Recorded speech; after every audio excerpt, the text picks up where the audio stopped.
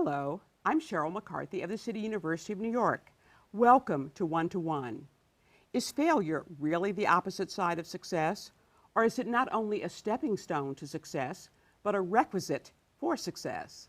Sarah Lewis, curator and art scholar of renown, tackles that question in her new book, The Rise, Creativity, the Gift of Failure, and the Search for Mastery. It's just been published by Simon & Schuster. In her quest to answer that question, she takes us on a highly intellectual journey that ranges from the training field of a women's archery team to a depressed Michelangelo on the scaffold of the Sistine Chapel, to the studio of Samuel B. Morse, who was a failed painter but managed to invent the telegraph. Welcome. Thank you for having me. Now, as I was able to grasp it, the thesis of your book seems to be that the path to brilliant inventions and great human feats, whether in arts or science or athletics even, is often strewn with repeated failures and with the corrections that one makes in response to those failures. And it's the adjustments that one makes in response to one's failures that lead to achieving one's goal. That's exactly right. Okay. Yeah, that's exactly right. That's exactly it. Now, some would say, looking at this thesis, that, okay, it's another guidebook on how to be successful, because there are a lot of those. Would you say that or not? Oh, absolutely not. I wrote this book really to understand better what will perhaps always remain a mystery, how it is that we achieve a path-breaking accomplishment. Creativity is a mystery, but when we start to understand through looking at an atlas of stories of timeless individuals and contemporary ones, how people have used failure to their advantage, we gain a better roadmap to being able to do that ourselves. But this is an atlas of stories. It is not a bucket of studies to explain the phenomenon. It looks at how human life experience can teach us a different way to move forward. Now, it was interesting to me that your book exhibits knowledge of a wide range of subjects. I mean, it covers so much territory. And I just sort of wondered, in doing your research, how did it occur to you to, one, observe how archers practice, to study how graphene was discovered, to look into Paul Taylor's early failures at dance, to observe how jazz musicians improvise, to discover the Blacklist, and we'll talk about what that is now, to study the invention of the telegraph, and to visit a number of geographical locations that most of us have never heard of, like the salt flats of Bonneville, Utah. It's such an interesting pathway you took in. How did you even know about these things? How did you learn about them? Well, I think many writers would say that part of the process is to get still enough to hear what you're being given to say. So in the 3 or 4 years that it took me to research and write the book, I would stay on alert when something would interest me and pique my curiosity, and I would follow through on that. So I approached the book the way I did as a curator, looking for what we're failing to see in the world, whether it's graphene or something incredible like the salt flats the metaphor provides, and wanted to put that in front of the reader in this book. It took a lot of work to ramp up my understanding quickly enough to describe what graphene is, the first two-dimensional object on the Earth, and to talk to the physicists who did it. But I figure that if this task had been given to me, kind of to write this book, that I was up to the challenge of doing what was required to get it out in the world. Okay. Now, your title, The Rise, comes from a term in archery. That's right. And as best I understand it, a rise is the likely shape of an arrow's flight and considering the many variables that are likely to affect it. What the archer does, whether the wind, and whether the arrow will hit its target depends on the adjustments that the archer makes to correct for all of the variables. Yes. And you use that as a kind of metaphor for the creative process of great creators. Exactly. Archers have to deal with sometimes that phenomenon called archer's paradox, which is really what you've described, where you have to account for all the variables that can knock you off your course. Artists do this all the time, oftentimes by looking at their work as a near win, for example. Cézanne only signed 10% or less of his entire body of work because he didn't feel that they 90% really hit his target, his aim. Michelangelo, the same. He didn't finish many of his works for similar reasons. And William Faulkner published The Sound and the Fury and then tried to rewrite sections 5 different times and publish that in an appendix. It's helpful to have a sense of a gap between where it is that you are and where it is that you want to go. And archers understand that in every draw of their bow. And so do artists and inventors and entrepreneurs.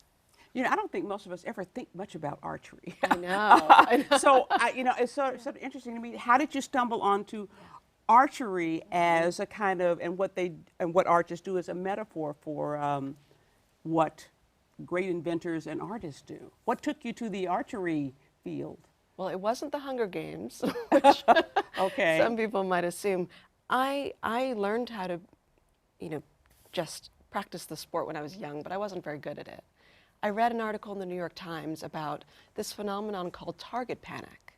And it featured the Columbia archery team, which is an all-female team, even though it's open to men. They just happen to be the best at Columbia. And target panic, as the article described it, is this phenomenon where you're excelling at hitting the bullseye, but by forgetting what it took to get you there in terms of process, your arrows can just go from the bullseye to ending up in the parking lot without a person understanding what's going on.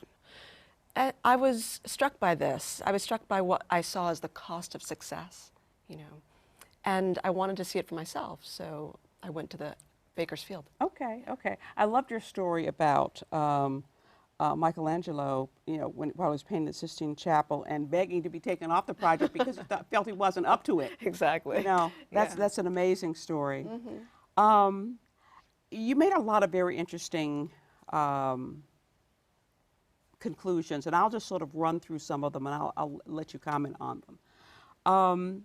In your view, some of the factors that help people to achieve mastery, mm-hmm. As you describe it, mm-hmm. one of the things is surrender to failure. Yes. Surrender yes. to failure. Yes. Surrender, really, not a giving up, but a giving over. It is what I see as a trait that lets people find strength that they ordinarily would not in difficult circumstance. And I'll give you one example. Aikido, which is the perhaps most difficult martial art, requires that you surrender and relax in the face of incoming stress, right? Difficult to do, but a perfect example, if I had 2 glasses, another without water, and I tensed my hands, I wouldn't be able to tell the relative difference in them. But if I let go, I can. If I relax, I can. And so surrender, as it's played out in stories in the book, from that of Arctic explorer Ben Saunders, who surrenders when he's out on the ice, when he feels stressed because he can't control the circumstances, to many other. People find a kind of resilience and a capacity that they might not have access to if they did not surrender. Mm-hmm. You talk about, I guess this would be an example of the late playwright August Wilson, that he was trying to write poetry. Yeah. And finally he realized, well, I'm a really bad poet, and I'm just going to accept this, and maybe a better thing for me is to write plays. Exactly. Is that surrendering as well? Is that what you're talking about? Absolutely. That, and you mentioned earlier Samuel Morse. He spent 26 years trying to paint, and he took a failed painting, the stretcher bars of it, and converted that into the Telegraph. Another moment of surrender. Mm-hmm. You spoke of jazz musicians as being totally free of any fear of failure. They just sort of, jazz musicians who improvise. Yes. They just sort Yes. of go with wherever it takes them. Is that what you're saying? Is that what it's? Well, Charles Limb at Johns Hopkins has some incredible research on what happens in the brain when you improvise. Essentially, yes, the mind barricades you from a sense of judgment when you're in that state of improv. The only other time our brain looks that way is when we're in a state of REM sleep, when we're dreaming. It's beautiful, beautiful, really. The phenomenon of the near win Yeah. is something that you talk about. Mm-hmm. And I know you said that often in a competitive sport, athletes who come very close to winning, this helps make them more focused in future competitions. Mm-hmm. I love this. I love this idea because we live it out and sometimes we don't know what to call it. The thrust, the propulsion of the near win. This is something that Cornell researchers have looked at. They looked at the difference between Olympic silver medalist and bronze medalist and noticed that silver medalists were much more disappointed with themselves than bronze medalists, even though bronze stand more to gain by improving their performance.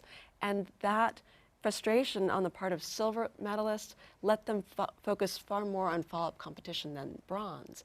So that's why oftentimes you see people coming close and then really excelling the next time they're up at bat. Mm-hmm, mm-hmm.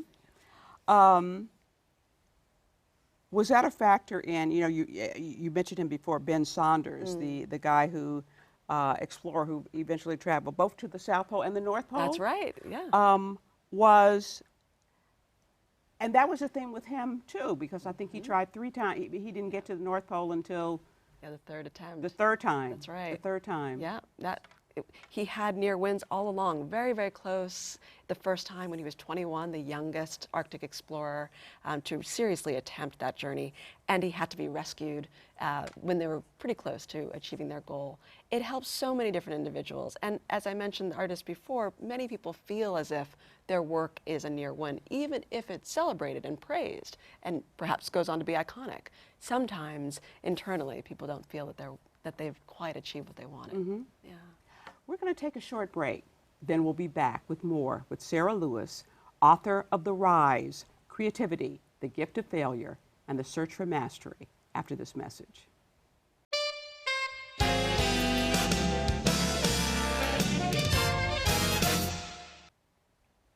Welcome back to One to One. I'm Sheryl McCarthy of the City University of New York, and I'm talking with Sarah Lewis, author of The Rise, Creativity, The Gift of Failure, and the Search for Mastery. It's just been published by Simon & Schuster. We were talking about some of the themes that appear in your book, and another one is that art, whether it's visual, whether it's music, has the ability to provide us with a more expanded vision of what is possible for us to achieve. Mm-hmm. Speak to that. Art is so critical for us understanding when it is that we need to proceed and when it is that we need to kind of give up, for example. It helps us remain nimble, this process of making. It's why I believe that art is so important for education in general. If you think about it, in school, art is one of the only times where you are actually the expert on where you need to go next. It's not like learning a math problem and knowing the answer. Only you can discern what your painting needs, what your sculpture needs. And that discernment, is something that can help us all throughout life. It helps us also deal with the paradox of grit, which is what we all need, how to not let that become dysfunctional persistence, right? So art, I believe, is critical for life, absolutely. You gave some interesting examples. One was, Frederick Douglass, who was inspired to get out of slavery. I don't know, did he run away or did he buy his freedom? I don't remember with Douglass. No, he ran away. He ran away. And he was inspired to do that by the sight of sailboats along the Chesapeake and seeing the sense of freedom that I assume those boats represented. That's right. And you mentioned Charles Black Jr., who I gather was a white Southerner. Right. Hearing Louis Armstrong play jazz, play the trumpet when he was 16, really opened his eyes to a more expanded view of humanity. And he later went on to be a civil rights attorney and work on Brown versus Board of Education. Mm-hmm. Another one of your themes that arise often falls into the blind spot of vision. Mm-hmm. What do you mean by that? Oftentimes when someone is being beaten, they're actually being strengthened, but it's hard to see until they get to the end. This is one of the reasons, for example, that I think we all love the story of Muhammad Ali's sort of rope-a-dope fight, in Kinshasa, Zaire, against George Foreman, because when he was letting himself be seemingly beaten by leaning on those ropes, he was actually trying to wear out his opponent. And he was strengthening his position, but it fell into the blind spot of our vision. That phenomenon is in part why I wanted to write this book, to collect these atlas of stories so that we would have a sense of fortitude when we're going through the period that does fall into the blind spot before it comes to light. You wrote that the New York City's High Line, for instance, that great park that's now on the built on the elevated railroad track, that was born out of, came out of a blind spot because nobody looking at that old railroad with all the weeds on it would have thought that it could become something so great until they got out of the blind spot. That's right. And it was art that let people see that. Joel Sternfeld's photographs, right? Help people understand that. It's a beautiful metaphor for the blind spot. And there are many examples. Just one other I would mention is Herman Melville's Moby Dick. Didn't gain attention for 70 years after he wrote it. Things fall into the blind spot for a long time, oftentimes, just like the High Line did. Right.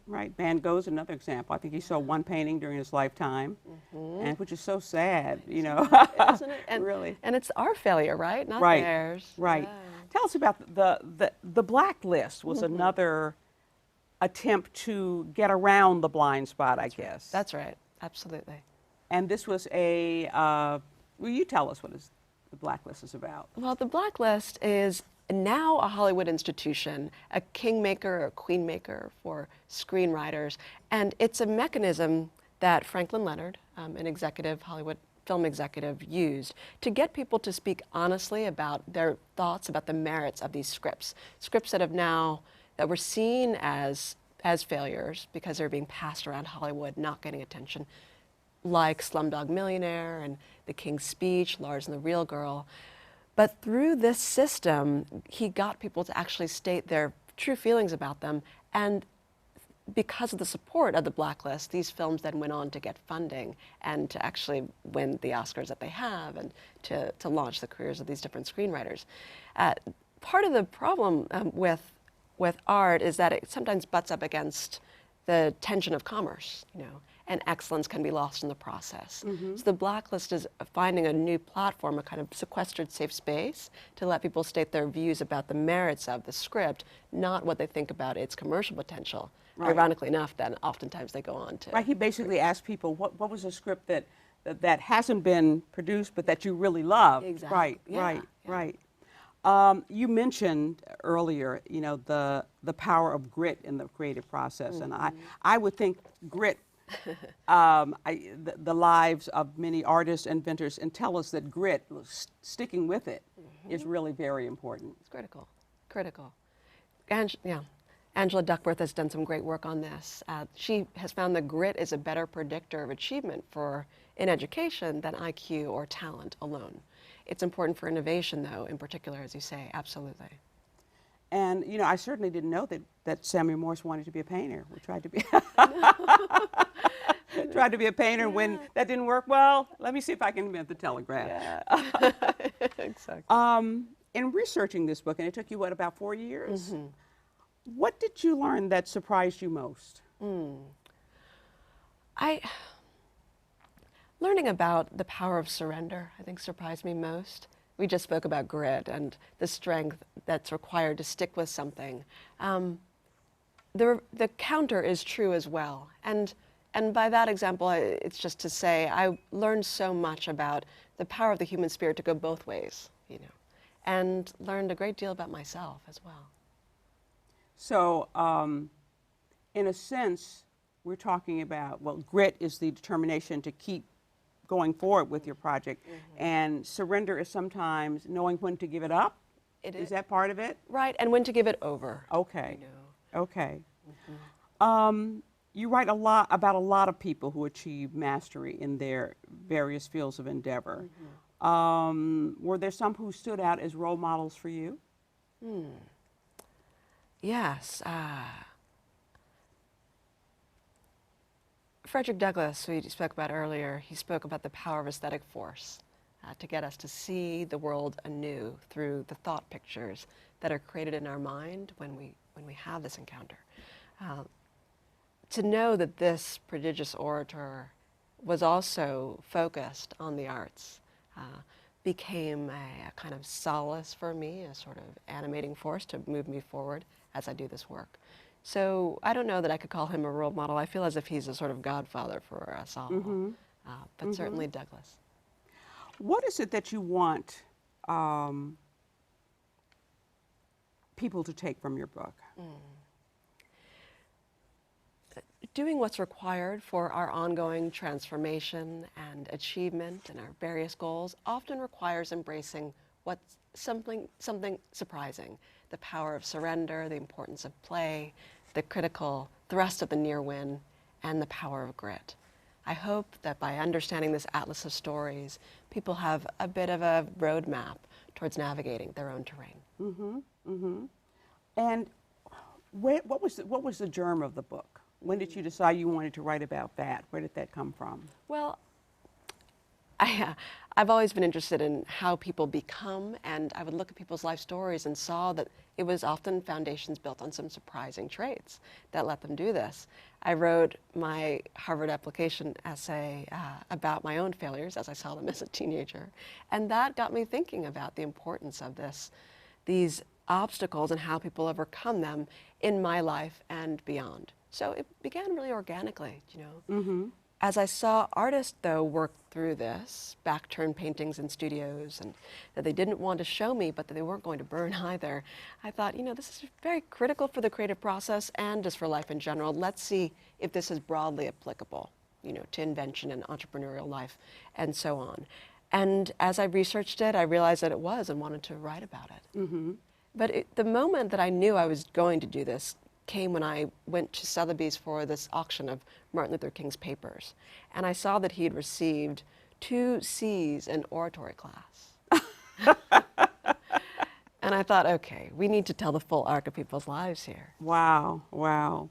I was interested in the some of the geographical locations, because a lot of the chapters are set in a particular geographical location. The Salt Flats of Bonneville, Utah was one. How did you ever get there? Oh, yeah. Well, Bonneville, Utah is where the Salt Flats are, one of the few on Earth where you can actually see the curvature of the Earth because of the way that the salt condenses. I heard about it through an artist named Chris Taylor, and he'd taken photographs of the phenomenon that brought me there, which is that you can't walk on a straight line on the Salt Flats because the horizon is constantly shifting. Normally we see horizon lines that are straight, but if it's curved, your eye is constantly off in its marking process, and so the path kind of looks like this. And I wanted to see that for myself. I went and just flew to Salt Lake City and drove an hour and a half. It's very close, actually. It's just not known, so you feel like you're at the end of the earth. And how is that a metaphor for what you're trying to say in the book? Yeah, we talked about archery in the very beginning, you know, and that distance between where it is that you want to go and where it is that you start out. The Salt Flats are the same process. You try to find a mark and hit it, but you find that to get there, you actually walk a curved line.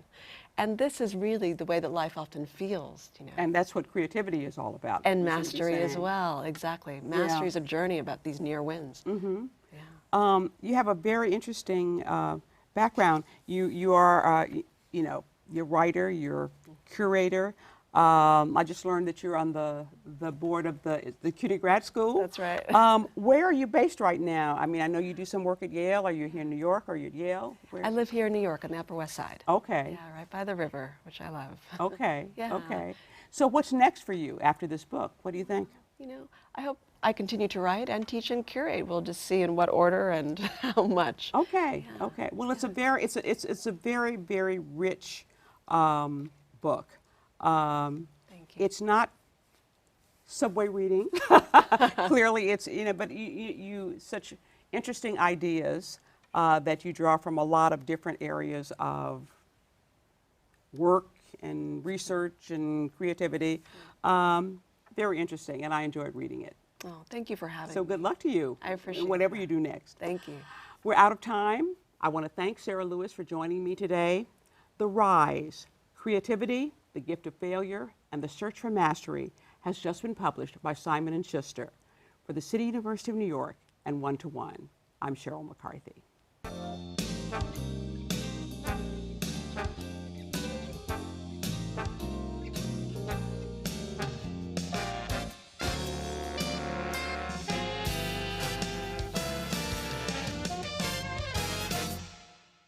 If there are any people you'd like to hear from or topics you'd like us to explore, please let us know. You can write to me at CUNY TV, 365 Fifth Avenue, New York, New York, 10016, or you can go to the website at cuny.tv and click on Contact Us. I look forward to hearing from you.